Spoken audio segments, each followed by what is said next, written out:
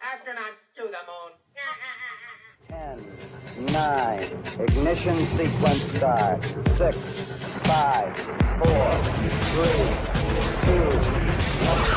3, 2. Welcome to reality.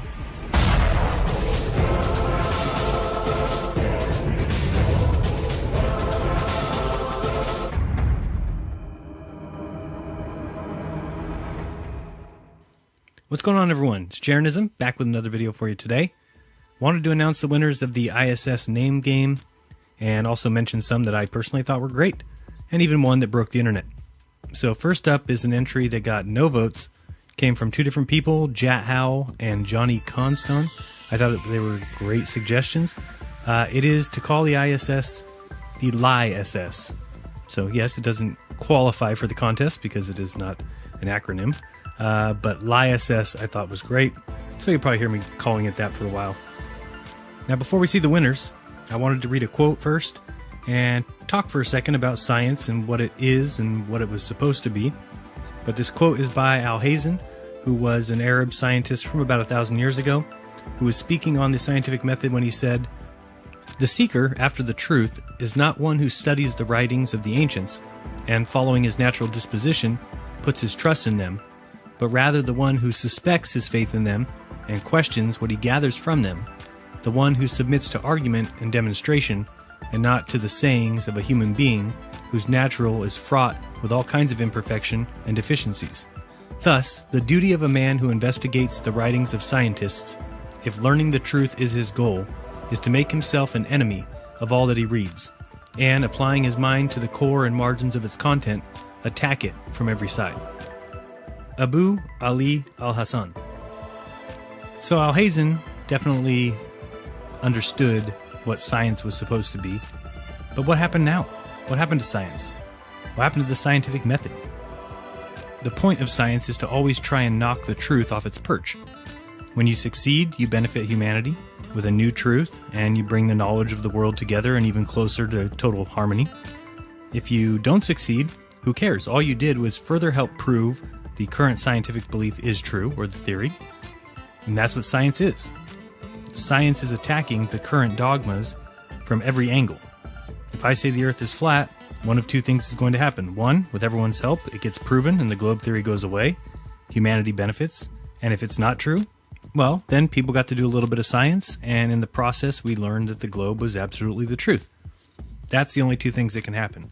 But instead, we get the third thing.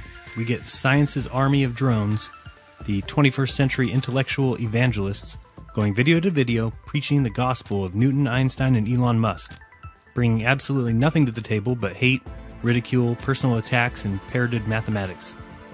They are afraid of finding out that they were taught lies, and they'll fight. They'll fight you for something they've never even seen. They just don't get it. They're just so afraid of finding out the truth and learning that they were taught lies that they absolutely abandon the scientific method altogether and turn their current beliefs into dogmatic absolutes that you better dare not question. So let me go over a quick example or two of some things which no glober has been able to answer for me yet. Let's take a look at the screen, and we'll call this a gravity ball. Let's picture that big rock there, the gray one, let's say it's 5 miles wide by 5 miles tall. So that's as high as a plane flies in its height, 30,000 feet or so. And it's 5 miles wide as well. So it's a huge rock. Now, if we took a marble and we tried to stick it to the side of that rock, what would happen? Would it stay to the rock or would it fall down? Well, it's going to fall down back to the earth, correct? And if you ask somebody who's a globe believer, why does that happen? Of course, they'll say, because the earth is the bigger attracting body. It has more gravitational pull than the 5 mile rock, so it pulls the marble away from the rock and down to the ground. Makes sense. Until you bring in the moon. Let's think about the earth now.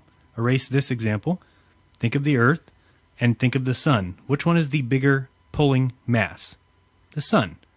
So why is it that when our moon goes around the earth and it passes in between the earth and the sun, how could it stay attached to the earth? The bigger attracting body, just like in the example being the ground, the earth, needs to pull the moon towards it. There is no equilibrium. There's nothing that could happen to where we could drop that marble from that rock and it would magically balance in between the earth and the rock. It's all nonsense. They pick and choose where they want to use their little terms, and it's all conjecture. It's all crap. There's not even such thing as orbits. In this next example, I just drew a little quick picture because I see a lot of people who are trying to prove whether or not rockets can actually work in space. And the few people that I've watched their videos that say they absolutely can are using an example where they're putting a rocket inside of some sort of vacuumed chamber, either a vacuum box or a vacuum tube. Whatever they're using has walls, a ceiling, and a floor. So again, how can you test anything for the vacuum of space? Take a look at this picture on the screen. Remember that there is nothing for as far as you can see in any direction, or as far as you even could conceive. There's nothing. So what that means is it's impossible to test anything for the vacuum of space here on Earth. Ask Elon Musk, say, where is your wall-less, ceilingless, floorless vacuum chamber that you test for your rockets? How do you know how they react in empty, free space?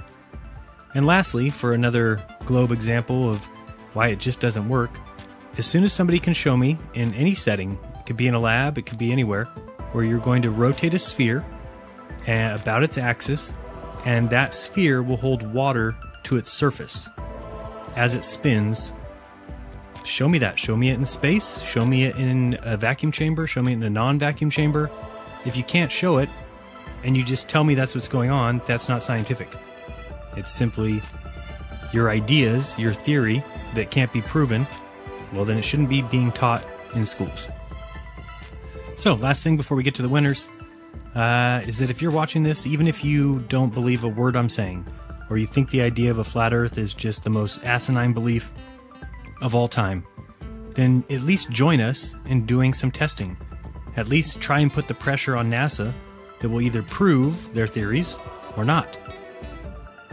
The most important thing is to prove that we were all taught the truth, or were we taught lies? And that can only be done with help from everyone. So I don't care if you're a globe believer, concave, convex, flat, hollow, anybody. I want rustlers, cutthroats, murderers, bounty hunters, desperados, mugs, pugs, thugs, nitwits, halfwits, dimwits, vipers, snipers, con men, Indian agents, Mexican bandits, muggers, buggerers, bushwhackers, hornswagglers, horse thieves, bull dykes, train robbers, bank robbers, ass kickers, kickers, and Methodists! You heard it. Even Methodists. All right, before we get to the top 10, I wanted to start with just one honorable mention. I thought it was really good. It's not really eligible to be a winner, but nonetheless, I think it's pretty impressive. It is the ISS, or the International Space Scamming Scheme, that takes all your tax money and gives you fake CGI bullshit images and laughs at you, because the great thing about science is it's true whether you think so or not. Fabulous job to just need to say. Congrats for your honorable mention. And now, top 10.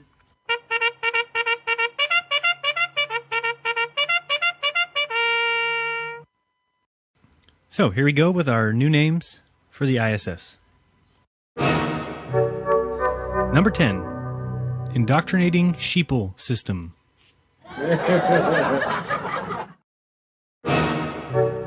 Number 9, In Space. Psych.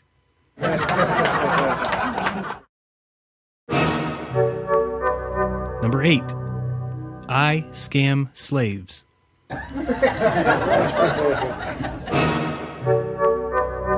Number 7, International Science Scam.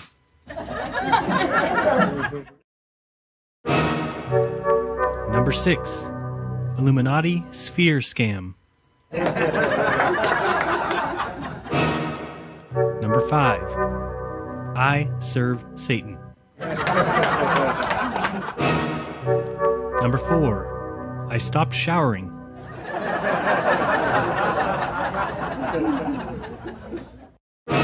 Number 3, The Illegitimate Science Scam. And that is good enough for third place with 27 votes and a $5 gift card to Liberty Sounds 87. Number 2, my personal favorite, the International Shit Show.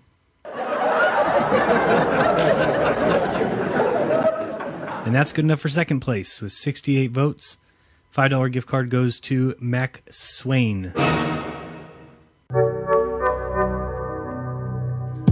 And a winner, number 1,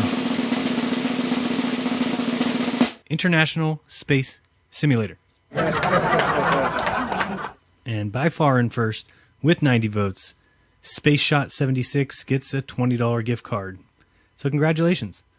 Now, I still have to say, how can you beat International Shit Show? Just too good. At least you won something. Now, I also had to create a new award for this next person who had 49 votes. Should have given him a solid third place finish, but someone cleared his 49 thumbs up. Certainly wasn't I don't even have that ability. And also cleared all the sub-comments of his. They're all erased. So, I don't like to make accusations or point fingers. But let's see if his answer gives us any clues. He came up with Israeli shekel supplier. Now that is good. So, to Mr. Darren Garachi goes the first ever You Broke the Internet Name the ISS Award. Good enough for a $10 gift card. Congratulations, guys. Message me with your email address and tell me what kind of gift card you want, and I'll get it out to you. So, thanks for playing.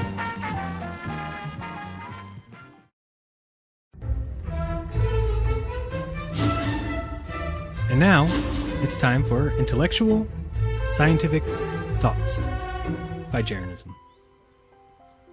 Today's scientific thought is an exact quote from Lawrence Krauss. The only thing I'd like to say is that it's really amazing because if you think about it, everything we see is kind of sort of accidental, and at a fundamental level is quite different. And we're only here because we have mass, and just because of the Higgs field. Intellectual Lawrence Krauss. So, thank you guys very much for your support. Thank you for sharing the videos like you always do. Remember to like and subscribe and all that jazz. Like Jazz Sinclair, it's Jazz Sinclair time, it's Jazz Sinclair time, it's Jazzy Jazzman time. Sorry, I know. Couldn't go one video without singing. Just a little shout out, Jazz Sinclair. What's up, my buddy? Lots of videos coming out, so please keep your eyes peeled. I leave you today with a song that I found on YouTube by Smooth McGroove, and the link's in the description.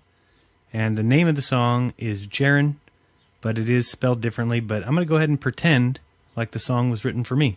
So you should all do the same. Be kind to each other, and don't lie to each other. And just remember to open your mind, because there's truth inside.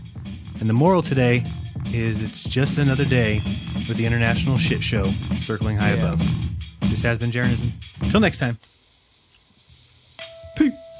I know this dude named Jaren and he's looking real fine. And no, I'm not a homo, but I gotta try to make him mine. Cause he holds all of the secrets that the ancients once kept. But the way to Jaren's heart is proving you have once leapt from a volcano or a cliff or an airplane into danger without fear, crying, screaming, waking babies in their mangers. He can smell your fear from 1,000 miles away. And if you try to deceive him, well, today's your last day. You can bet he doesn't want a coward or a liar coming up to him saying, can you be my friend? Maybe you can man it up and lay it down in front of him, show him you're strong enough to go out on a limb. He's got enough ladies lining number on the block to fill 747's loading number on the clock. A lot of men are crying every single day, praying for a Jaren day, but they can afford the price to pay. All the women want him and all dudes want to be Jaren, but the fact of the matter is, there's only one Jaren. He's got an internet following that forms a giant group. He can translate ancient tablets using alphabet soup, which he rarely even does, though it fetches big money. He doesn't even need it cause he sweats pure honey. His fans send him gifts, make him gifs, jump off cliffs, just for the once in a lifetime honor of seeing Jaren take a sip of his famous oat stew. That's right, he's a stew chef. You may say, what's a stew chef? Well, you probably never seen a stew chef cause there's only one stew chef and it's Jaren cooking it up. He's known for only filling friends and family's cups with his decadent sludge that he boils all night, every night, all night, every night. It's out of sight. He can do a dance that makes everybody pee their pants and make a mess and cause stress. He's on a mission with the Jerry Berry Blitz and the Jerry Berry Twist. He's riling up the world. You can do the Jerry Berry Blitz and the Jerry Berry Twist. You can imitate the best just like the rest. Come on, Jaren, show the world what you got now. He's gonna show you his dance, he's gonna show you his skills. his dancing skills. Check him out, y'all.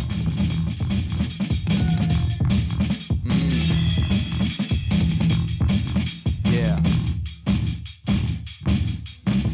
Jaren's powers grow with every fight, and every fight that he fights, he destroys his opponent and leaves a sticky mess on the ground. He wages war when provoked, and when provoked, he starts to smoke out of his butthole, and that's when you run away or die.